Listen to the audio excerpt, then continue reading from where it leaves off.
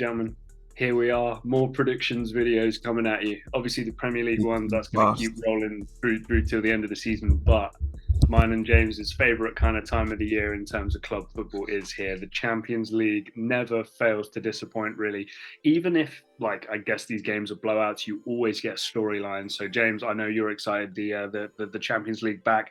How are you feeling looking at these fixtures? I know it's kind of been out of sight, out of mind for a bit, but PSG, Bayern, Liverpool, Real Madrid, some big ones. Some huge ones. I would have liked a lot of them to come later on, but the fact it's coming now, you just gotta take it. So, looking forward to seeing these matches. Jack, Champions League is the best competition for a reason, and just can't wait to have it back. Yeah, and the quality of football, that's my main thing. I think James and I have had the conversation in the past, like quality of football. For me, there's no better quality of football match than the Champions League final nearly every single year. As much as World Cup finals are great and stuff, the quality of player on average in Champions League finals every year is insane. Always getting a treat.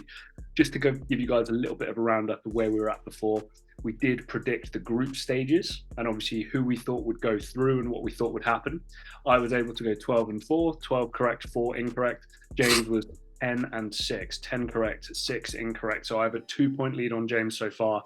Obviously, we're doing our predictions for the first leg and for the second leg, but it will just be a case for us of who we think is going to go through overall. And we'll give you the predictions of the games as well, just to make sure. So, first of all, James, I'm going to hand over to you. Big news for the biggest game probably of the whole slate. I mean, Liverpool, Real Madrid might beg to differ, but PSG, Bayern Munich. But James, Kylian Mbappe, unavailable. Does that change the score for you? Does that change the result for you? Has it been confirmed that he's unavailable? I think so. I think it's 3 weeks he's going to be out for. I've seen it. I was hoping that something happens, but it's weird, Jack, because people look at Bayern and think, man, Bayern Munich, and the name carries weight. But Jack, if I'm truthfully honest, Jack, me looking down this Bayern Munich team, it's not the same. It really isn't the same. Like me just looking at the past previous games for them right now, Jack. They got Choupo-Moting there, Thomas Muller playing almost like an 8 now, Jack. He's he's a midfielder. He isn't a striker. He isn't a wide player anymore. He's a midfielder. I'm a big fan of Musiala, but to me the team is good, but it's not to the level of what Bayern Munich used to be. Yes, is it the level to win a Bundesliga? Of course it is. It's Bayern Munich. That's their league. It should be the Bayern League or something like that, not the Bundesliga. Right. Liga. PSG had one of the most frustrating teams in the world. Immense talent. I think the Hakim Ziyech thing didn't happen, which is a bit of a pity, but PSG have immense talent. Neymar, Messi, Verratti, Mbappe. Of course, Mbappe is not going to be there. But if I have to go on who I think is going to win, Jack, based on the fact that they have that quality in the final third of Messi, Neymar, I don't know if Mbappe is going to be fit. That's what I'm going to go with, because I don't think from defense to midfield there is that much of a difference. I just have to look straight at the final third. What team's gonna win? What team can win the game in the final third? And I have to go personally for the team who has Lionel Messi and Neymar in it, and Mbappe. This Bayern team, it looks good, but even if they go through, Jack, I still don't think that's good enough to win the Champions League. So for you, what's your score in this one? Do you think? Oh, a whole score, Jack. Got a score for me as well? Let's say, just giving the people what they want, Giving the people what they want. Jack's broke this on me big time. Let's say 4-2 PSG. 4-2 overall, or just Yes. in this game? Overall. Overall. What about in this first leg? Oh, first leg 1-0 PSG.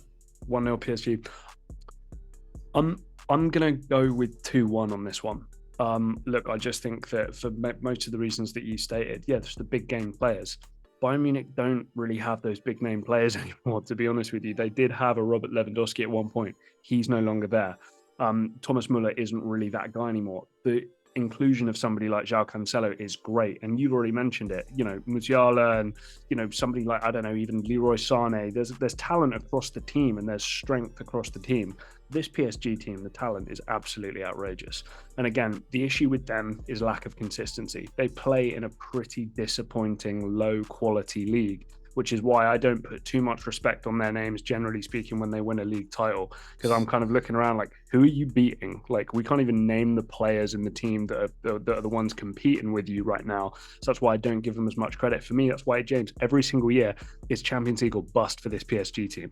It's a disappointment until they win the Champions League. Let's be honest.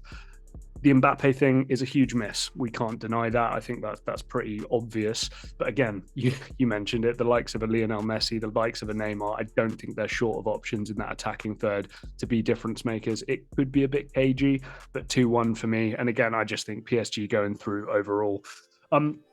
Sticking with me, Milan, we're heading to Italy. Spurs, though, are the ones making the trip over to Italy. James, I'm going to take Spurs 2-1 in this one. I think that Antonio Conte being the manager is going to actually play into their favour for once over the last few months.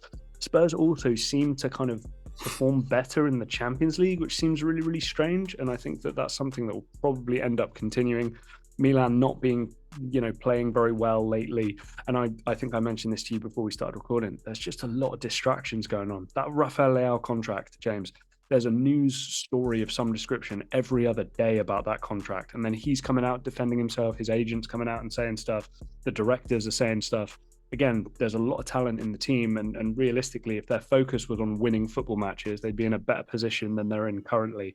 But yeah, for me, I think Spurs actually go through overall. And in this first leg, I'm going to take Spurs 2-1. It's hard to disagree with you, Jack. Both teams not coming in with the greatest bit of form. Right. Overall, Spurs, we've spoken to them on a number of occasions, have been very disappointing this season from the point of view of just the style of play, the way they approach games, even starting slow. It just seems the thing hasn't worked. But for some reason, Jack, they've always been able to get it clicking in the Champions League somehow, some way. On the other hand, I look at a team like AC Milan, and yes, it's a glitz and glamour of AC Milan, but this is not the AC Milan that we remember. This is not Kaká. This is not Gattuso, Pirlo, Cafu, Maldini. This is a different sort of AC Milan. Coming off in their first Champions League, in almost 10 years. And the biggest thing for me is that I look at Italian teams' performances in the past few Champions Leagues and lets me know that I don't think AC Milan are going to be ready for this moment overall, Jack. You look at the season for them after winning the league, to be a shock of winning the league last year, because they weren't tipped to win it. They found a way, they were consistent, and they win the league. And there's none to be shabby about. But they're fifth for a reason this year, Jack. They just lost 5-2 at home to Sassuolo. It's not like it hasn't been the most ideal season. You mentioned the Rafael Leao stuff. You mentioned the lack of the fact of the Champions League experience overall from this team and that European knockout knowledge for this team.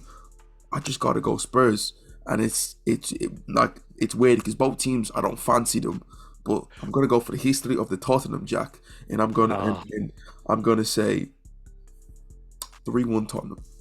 3-1, man. You went stronger than me. Yeah, look, I get you on that. I totally do.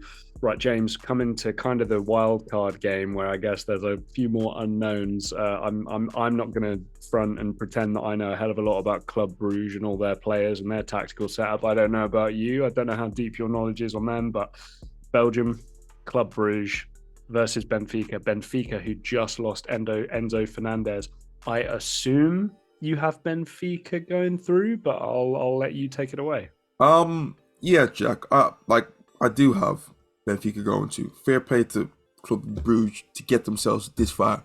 Play to Club Brugge and what they've been able to do this year. The fact that Jack they're able to finish second in their group, a group that had Bayern Leverkusen and Atletico Madrid in there.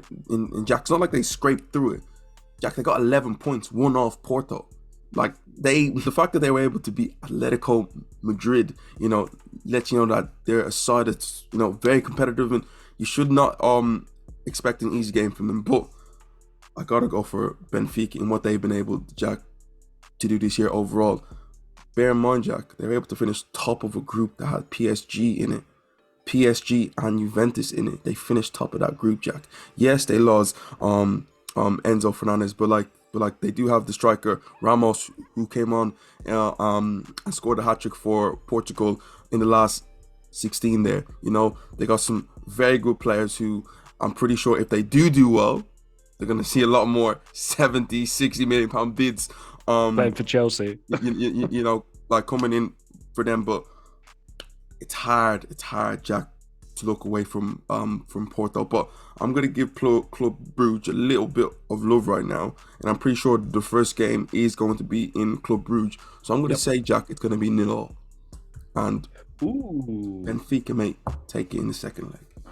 Look, I respect it. I respect it. Again, I tried to say this at the beginning, but there's a lot of unknowns in this football match. I'm not going to pretend to you guys that I'm fully across the Belgian Pro League and that I know their style and the way they do things. What I do know is what they did in the Champions League this year. There was a lot of very gritty games, some red cards knocking around for them and for the teams that they were playing against as well. Obviously, that 4-0 against Porto really does stick out like a sore thumb, especially when Benfica and Porto are obviously quite similar in multiple ways as well. So that kind of scares me a little bit. I think it's going to be the same kind of thing. You know, this Bruges team are a competent team that we've seen in Europe this year. I think they'll be competent again. Again, can I see this game being 0-0 for 60, 70 minutes? Yeah, sure. But again, James, you mentioned the guy's name. Gonzalo Ramos is a really talented player who will probably be playing in the Premier League or somewhere else in Europe come the start of next season. Again, can somebody like that be the difference maker? Loss of Enzo Fernandez is huge. But we know what happens with these Portuguese teams, James. The likes of your Bruno Fernandes, your Enzo Fernandez, like these kinds of guys will come through and they just rotate. There's going to be another player coming from the Portuguese league who's going to go for 100 million pretty soon, I promise, because that's what these kind of teams do. In this one in particular, I'm going to say 1-0 Benfica, and obviously I'm going to give Benfica give Benfica progressing all the way through. Right, James, I'm going to finish us off here, if you're quite all right with that. Borussia Dortmund versus Chelsea. Now, this is kind of a crazy one, because what the hell are Chelsea doing, and what are we to think about what Chelsea are at the moment? Seriously, it's absolute madness, mayhem going on there. At Borussia Dortmund, kind of like a little bit more interesting, because if it was at Stamford Bridge, I'd be certainly leaning one way. I'm going to split the difference here, James. I've got Chelsea going through overall. I think in this game at Dortmund, Chelsea get 2 away goals. But wait, hang on, isn't the away goal rule gone? Gone. Damn, that's so crazy. But anyway, Borussia Dortmund 2, Chelsea 2. I think this is going to be kind of a fun one. I think Dortmund will come out and attack, and I think that there'll be space for Chelsea to attack as well. So I'm going 2-2 in this one. I think this will be game of the first week.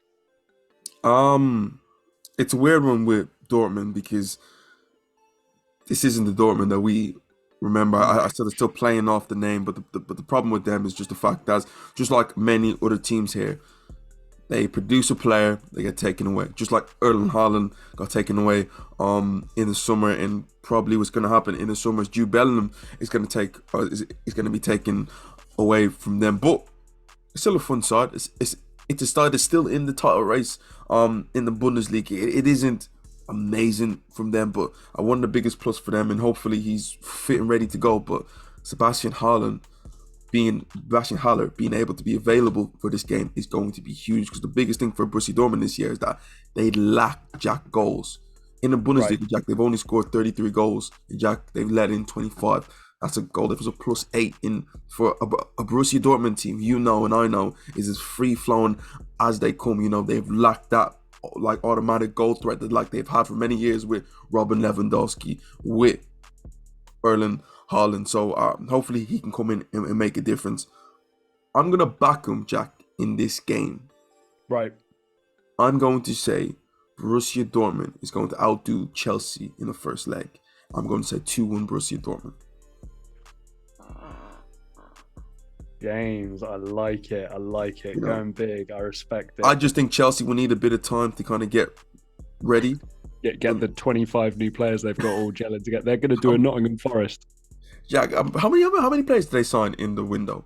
It was a lot. I don't know. It was Was it 10 plus? It might have been. Honestly, it was It, great because there were a few cheeky little signings which they kind of snuck under the radar that weren't for big value or that's big names. that's what I'm saying. They end up signing like this Leon right back. But to me, my biggest thing with Chelsea is that they don't have too many games leading up to this, Jack. Before this, Jack, they had a 2 week rest, and I think a team with that many new players coming in who want to get going, who someone like Murdick who hasn't played that much this season, this year, Jack, due to the layoff, in the Ukrainian league, was it Yeah, well, he's playing in quite a turbulent country right you now, know, isn't he? um, Unfortunately. due to that layoff there, Jack, he's probably had only the 10 minutes or 20 minutes he played at Chelsea. I mean, he played at Liverpool. So But he that's wants where to. we've. So, But that's the Champions League is where we've seen him be amazing, though. That's the other thing. And also, I think like James and I both are part of the Sebastian Haller thing. As much as it's great having him back to be a threat and a goal threat, it's obviously a really, really important message. Malignant tumor found in his testicle, right? He's now had surgeries and chemotherapy and all sorts of things. Like he's good, he's on the mend. So again, men's health, all that kind of good stuff. Very, very, very positive story. Men, look after yourselves. It's important. Um, James, first of all, obviously we've kind of gone through this a little bit here, gone through the first four games. What for you is the standout game? Which one have you got your eye on? Which one will you be watching with the you know most what? interest? There's all 4 games are intriguing, but the one that Right. stands out is obviously Bayern PSG. It's a fixture that for past few years, Jack, it's come up a lot. They Champions League final in the lockdown year, they went back and PSG won it in 2021. Yeah, Right. and it's just a fixture that seems to come out like regularly. I'm looking forward to seeing him play. What's gonna happen with Sadio Mane? I'm looking forward to, but also Jack, Chelsea, Borussia Dortmund. I think it's the first time it's happened. Right. That's So so I just think that's fascinating, especially at Dortmund. I think that's absolutely fascinating. And again, I think I mentioned this very, very briefly, but guys, Milan, Conte going back to Italy, like it's kind of an interesting storyline. You don't know what's going to happen then. You don't know how fired up each of the teams are going to be too. And also, a lot of English viewers are obviously going to be watching Spurs and how they do, and they're going to get a chance to see the likes of a Rafael Leao who may be on the move this summer. and also just a big up to Antonio Conte. I know he was recently um he was Oh yeah, he recently was. in He got. I hospital. think he So, had his gallbladder removed, didn't he? He was. It was. I couldn't even pronounce what he was come down with, but yeah, he had pain. I think abdominal pain or something. To so go to just hope hospital. he's ready and hopefully he'll be back in the dugout for Tottenham soon. Yeah. Right, guys. I'm just going to give you a quick summary here. So at the moment, it is 12 for me, 10 for James. The games we have going through, James and I both have PSG going through. We both have Spurs going through. We both have Benfica going through. James, Dortmund, Chelsea, I believe, is our only difference. I think you got Dortmund, I got Chelsea snagging it. Our scores: PSG, Bayern, I've got 2-1. James has got 1-0. Milan, Spurs, I've got 2-1 to Spurs. James has got 3-1 to Spurs. Bruges, Benfica, I've got 1-0 to Benfica. James has got that one as 0-0. Dortmund, Chelsea, I've got as 2-2. James has got as 2-1 to Dortmund. Let's go. Guys, we want your predictions down there. Join us, get involved. Drop a like on the video as well if you like what you've seen. And if you're not subscribed, we would really, really appreciate it if you considered hitting that subscribe button. James, anything else from you, mate? Guys, please like, share, and subscribe, and we will see you guys in the next video.